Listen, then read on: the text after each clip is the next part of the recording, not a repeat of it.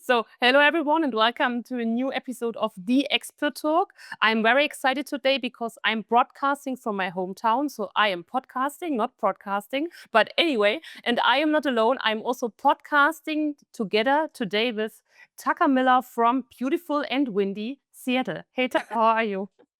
I'm terrific, and it is beautiful today. So, no rain. Wonderful. That's good. You just said you have like 5 months of sun, and then it's like fall, or I don't know how it is. It's pretty iffy the rest of the year. So, summer is a great time to come. It's when all the tourists come. So, if you want to be off season, fall is really nice as well. But you're going to likely be wet the closer you get to winter.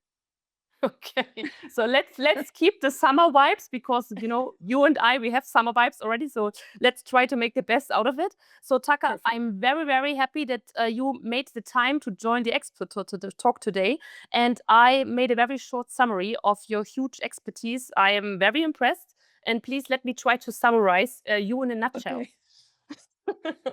Okay, so Taka, you have over 30 years of experience as a leader in law, human resource, very interesting, sales, leadership development, and executive coaching. Moreover, you are the founder and the president of Onboard Leadership, which is a consulting firm focusing on empowering high performing women to expand their impact, influence, and confidence. I love it already. Great. Okay. As an executive coach, keynote speaker, and author, you help leaders navigate tough conversations, foster inclusive cultures, and lead with purpose, which is also important. Your coaching centers on self awareness, strategic presence, and lasting organizational change, which is a tough word. And also the change, yeah, to keep it is also tough, by the way. And last but not least, I'm very excited to share this with you. You wrote a book which is named The First Four Words. And this is reflecting on your belief that the right mindset is not on a script. It is the key to the conversation that matters. So I have no idea what are the wonderful four words in your book. I did not read your book yet, but I would just suggest something like "nice to meet you." Perfect. That is perfect. That's a great example. I love I don't it. know. And no one had ever told me that one before, so I keep collecting them. 'em. I'll go write that one down when we're done, but that's perfect. So thank you very much. I thank you. So Taka, first question: you started your career in law. I mean, this is a tough business, right? And it's Yeah. also like male dominated. It was a long time ago, right? Yes, it certainly was when I started out. Yeah. And my question is, sorry for this. My question is, what inspired you to shift into leadership, and then also to found Onward Leadership, so your consulting firm? In some ways, my career in law was an exception to the path that I was on. I didn't know it at the time, but I have always been focused on leadership, even when I wasn't all that sure about myself as I was growing and going through high school and college. I wasn't sure whether or not I was a leader, but I had always been surrounded by examples of leadership. I came from a military family, I grew up in a military family.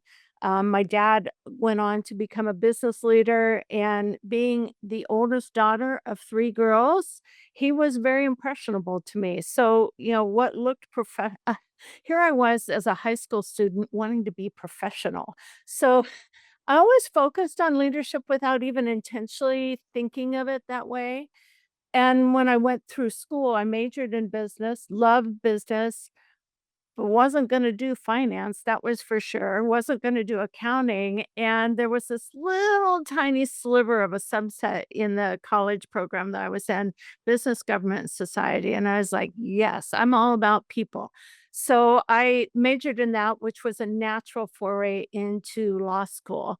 So, law school hadn't been the big dream, but it became part of what I wanted to do, as I looked at ways to help people and to be a leader in my community. So law school came about, and I practiced law for a few years and ended up in a corporate role, which gave me more exposure to business opportunities to not necessarily directly practice law, but to leverage my legal skills, education, and mindset to help work through other kinds of problems. So that's what gets me here. I like the combination. So many things that seem unrelated, they really have transferable skills.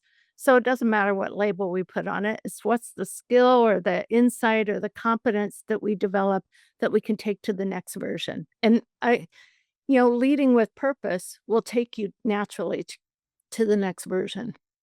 Wow, that's so smart. I really like what you just said. And you're absolutely right because in school or during study time, right, at university, you just learn the basics and then you have to adapt those skills, right, to the reality. This is at the end what you have to do.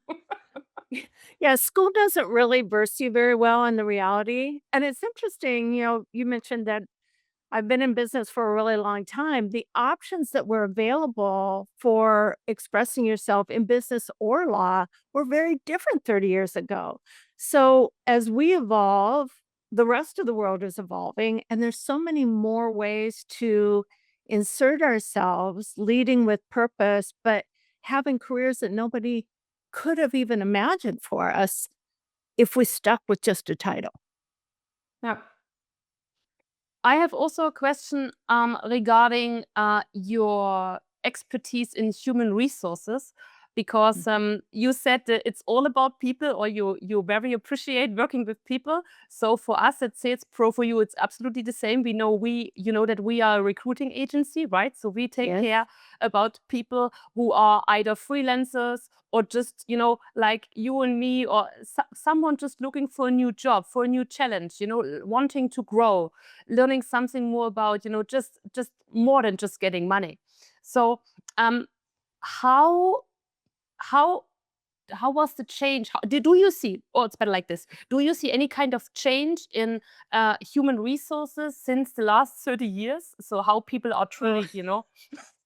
Well, absolutely. And I think one of the things that changes a lot of how people are treated is the expectations that people coming into the workforce have. And so, we talk a lot about Gen X, Gen Z, multi-gen, and blah, blah, blah. All those things, whatever labels we put to them, they're coming into the workplace expecting certain things. So if you want to, I love that you're in the recruiting space. If you want to recruit successfully and retain talented people, you need to adapt to their expectations as much, if not more, to your expectations of them as a corporate leader. Very interesting. Thank you so much for this feedback. And what we also discovered is just trying to speak with you a bit more about the HR world, is that there's a huge gap between a certain job description and the reality of the job. So this is what we discovered. Yeah, I discovered that a lot too, and I frequently have particularly new employees coming in saying, "Well, just tell me what the job description, because I wanna be successful. I know what I wanna know exactly what's expected of me so that I can be successful, and so I can feel safe knowing that I'm doing what's expected." But job descriptions are sort of the minimal requirement, and particularly if you come into a role and you are really effective and people see talents to develop, nurture, and leverage, your job description is gonna expand, and I'm a person who has had multiple corporate positions for roles that never existed, probably never had a job description. They were created for and about me because you come in, it's just your ticket to ride, that job description. I check all these boxes. Now let me come in and stretch myself a little bit, and the opportunity is really in great performance, good relationships, and visibility of results. And so as you do that, that's what leads to a career path that perhaps isn't even existing, or one that people can't articulate. But more opportunity comes when you're willing to move beyond the limits of the job description, not stay within it. So true. Another question I just, got because we were speaking about, how people evolve if they have a new role or the new role is evolving because there is a new employee, right? So it's Yeah. both. You enter sometimes, as you just said, positions they have never been described before. Um, how about the onboarding issue? Because what we discovered is that during the first in Germany, it's like between 3 months and 6 months, right? This is like a probation period, Mhm. and this is the critical period, right? So it's like Absolutely. it's not a one way, it's a two-way street because both parties can say, okay, no, I'm out because I don't like this, Right. and the employer can say the same, right? But what is your feeling or your expertise about the onboarding issue? So, if you talk to an HR professional, onboarding means a very specific set of processes and boxes that we're going to check. But when I work with leaders, onboarding is really building the relationship, taking the time to get to know the other person and let them get to know you. Because what you're really looking for is a match. And I think of onboarding and even the interview processes, we're kind of dating right now. When you're in the interview process, it's like dating. When you're dating someone, you haven't even really met them. You've just decided that you're going to take a risk. We're going to go to the next level, but you haven't seen all of who they are yet. You're seeing only their best self, only the best part of what they want you to know right now to get their foot in the door. That's true for applicants, and it's also true for hiring managers. I'm going to show you the best of what we have to offer. Here's our benefits. Come on over. And I love that um, 3 months, 6-month period in the US. It's typically a 90-day period, is what people talk about, that first 90 days. That's where we really want to get into doing some relationship building, checking whatever boxes we have to do about the paperwork, all the HR kinds of processes. But this is a place where let's give you an assignment and see how it goes. What questions do you have? Are you showing up? Do you have a sense of urgency? These are all the things where you start to look at, okay, now we're in a courting stage or we become engaged. It's still something we can break off and walk away from without having to get a divorce settlement here. There are no kids involved. We are just working together to see how this fits. And looking for those little challenges and opportunities to stretch and how do people show up with resilience, with understanding when a mistake happens? Do we look as a learning opportunity or a reason to end the relationship? And so that period of time, I always tell people, because I work with executives who are also looking for positions as well. I said, you are interviewing and trying them on every bit as much as they are trying you on during that period. And so don't just show up trying to be your best self. Be the person who's looking to establish a long-term relationship or whether or not there is good rapport there, because that makes such a huge difference. If you're misaligned at the beginning, it's only going to get greater. It's sort of like that thing that they say with pilots, if they're 1 degree off course, it doesn't seem like very much, but over 500 to 1,000 miles, you could be significantly off course. And so this is that moment of, or that period of alignment that is so important for both sides to actively show up and not just be your artificial best self, the one that we put up on Facebook about our perfect life and how here's how we are. Here's how we really are, and here's how we work through tough times. Let's see if we're a good fit for that. And so using those as um, challenges to test the relationship in positive ways and to grow from it is key. But I think oftentimes people come into a situation so afraid that it's not going to work out, they really haven't fully shown up during that period of time. Taka, I I love see you everything. nodding, so I love everything. I'm just like listening and oh my god, the time is flying. I could talk to you for hours or just listen, which would be also very nice. I Okay. think we see a lot of the same things. Yes, yes, yes. So okay, let's continue. We spoke about you said like it's a first like in a relationship, right? So this comparison was very nice. I completely agree. I would sign it.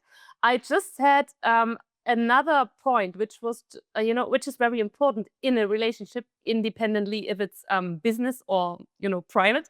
The Yeah. conversation, right? So because I would like to make the hook to your book because you said or you are helping leaders to navigate tough conversations. So how do you do this?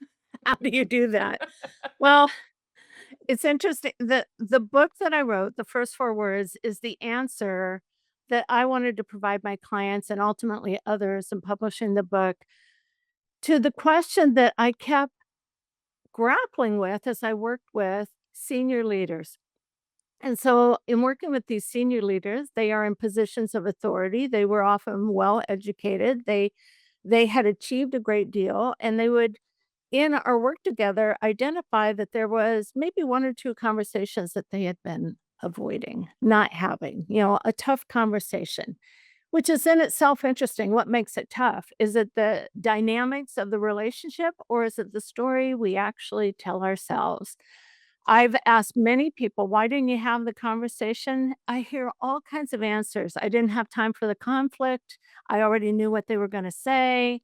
I didn't think it would ever work, so I just avoided the conversation." And that was the toughest conversation to kind of break down, is the one that was living in their own brain to justify as an excuse for why they weren't having more of the conversations, whether it's feedback, performance related, even celebrating great events with some specificity. They were not having those conversations and ultimately weren't getting the results that they wanted. So when I asked them after, we would talk, I agree, I need the conversation. Here's how I'm going to have the conversation. All sounded really good until we'd come back. I'd say, "How did it go?" It didn't. And so why? And, all the excuses came forward. And so one of the things that they often would tell me, "I just didn't know what to say."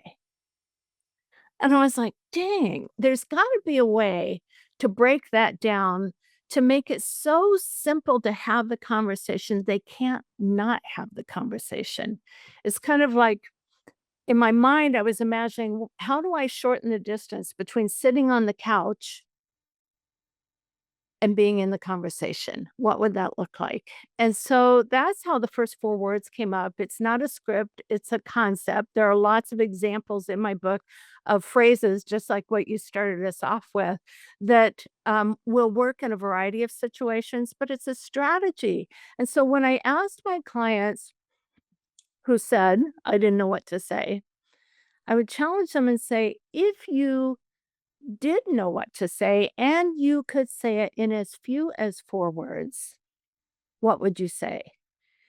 And the magic of that is, instead of living with that lizard in the back part of our primitive brain that is worried about danger and fear and all of the things, when I made it a puzzle to solve, we went right around to the front part of their brain, and now it was interesting. It suddenly became fun, and fun to me is one of the best motivators to use to engage people.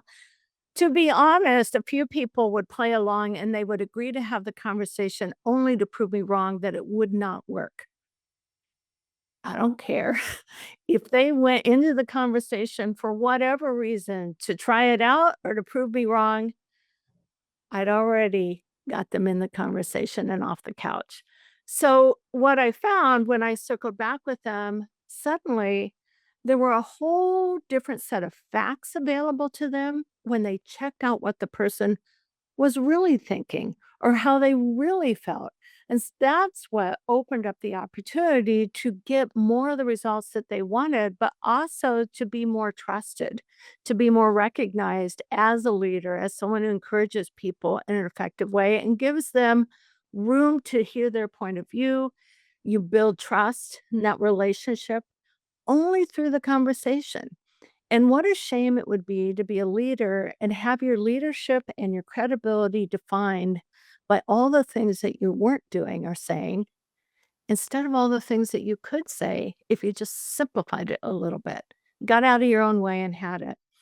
And when you shorten it, conversely, or in addition to that, people pay attention better. They can hear what you're actually saying. It creates enough space for people to process. And in working with so many, particularly women leaders, they would preface what they wanted to say with, "This might not be a good idea. This has probably already been said. I'm sorry if I'm interrupting." All the stuff was getting them, you know, removed from the story because of all the preface to build themselves up to say the thing. I said, "Why don't you just set that aside and say the thing?" It turns out people can hear you better if you say a lot less. Very, very nice. Tucker, it's so inspirational. I was just doing like, okay, I have to try it. She's right. Okay, when did I had the same issue? You know, more like in my brain. Especially, what I really like is you said something. It was like you metaphorize things very often, which I really appreciate because then I have the imagination, you know, to follow you. Yeah. It's very Yeah. kind. Um, it's just like removing filters, you know, like there are too many filters, you know, in my head when I'm trying to have to solve a tough conversation. It's just too much stuff. So just get Yep. rid of it, right? And then put the main parts together. Like you said, with 4 pieces, you know, or 4 words like puzzle, right? So Yeah. this is what I just had in my mind. And then also what a blocker for me is in tough conversations is mainly the feelings, you know, the feelings Yeah. Oh, yeah, this is my yeah, issue. that's another piece of it too is, we kinda work ourselves up to have even more feelings that we need to have for the conversation, and we allow our emotions to be the fuel to have the conversation instead of the benefit or the reason why to have the conversation. So when we come in hot, we're frustrated, we're mad, we've had it, the final straw, all that emotion that comes with the 4 words can sometimes derail it. So there is a process where I suggest to people to kinda bring your emotions way down so that other people hearing you have their emotions way down. It gives space for us to all talk a lot more rationally instead of reacting to the conduct. So you mentioned that I was in human resources and I would frequently have people come in who had just had it with somebody. I'm ready to fire them. This is what's going on. Ugh, I could just kill them, they would say sometimes. Really extreme things.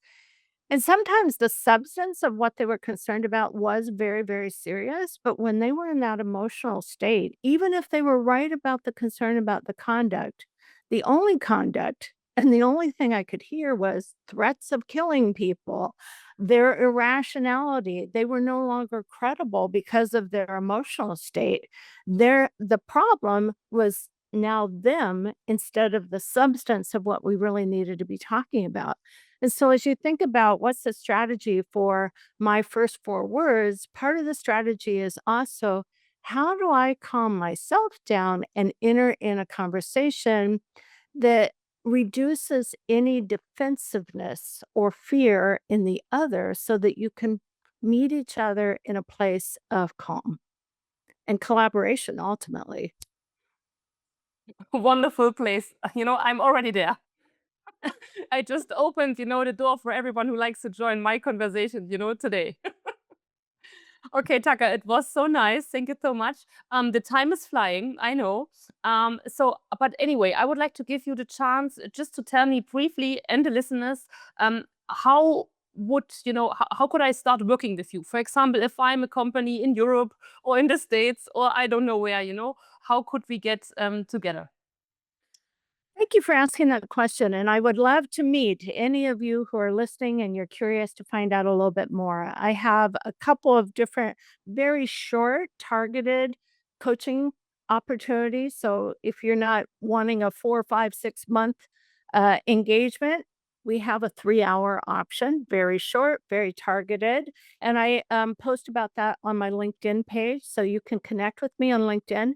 Can also go to my website and learn more about the work that I do, and I do workshops and training virtually all over. So that's an option. My website is onwardleadership.com. That's a great way to connect with me. And of course, follow me on LinkedIn. Great, Tucker. You Thank can you so also much. buy my book. Yes, the book will be in the Yeah. captions. Don't worry, the book will be in the captions. There is There the it book. is. Thank you so much, Tucker. It was a pleasure talking to you. And before we close, maybe you have one last quote you would like to share. So a lot of times people will challenge me about, well, once I have the first 4 words, where does it go from there? So I'm going to quote Mary Poppins here, one of my personal heroes. She says, well begun is half done. So start the conversation. You might be surprised at how well it goes. Thank you so much, Tucker. This is lovely. Now I take my umbrella like Mary Poppins. Practically perfect in every way.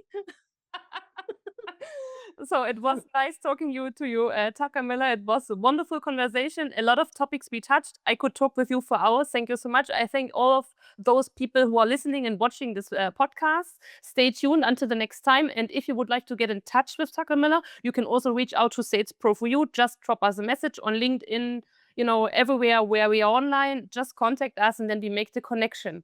Thank you so much, Tucker. It was a pleasure talking to you. Big hugs to Seattle. Thank you very much.